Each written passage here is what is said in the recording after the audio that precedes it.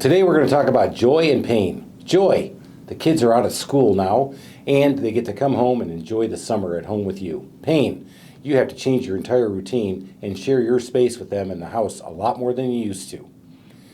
Joy, we would love to have a nice dry house. Pain, with all that rain that we've had, we've been working a lot with our roofing contractors to come through and do some drywall repair and work inside the home where leaks have shown themselves in the roofs.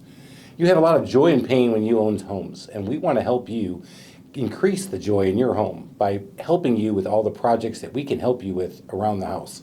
We know there's a lot of pain when it comes to doing either remodeling work or working on your home and doing up those little maintenance things you got to do. So we want to help you bring the joy so you can experience your home the way you want to this summer. Because this summer, we are looking forward to hanging out on the decks and having a lot of fun in the sun, where we have a lot of joy enjoying the sun of the beautiful summers that we have here in Atlanta.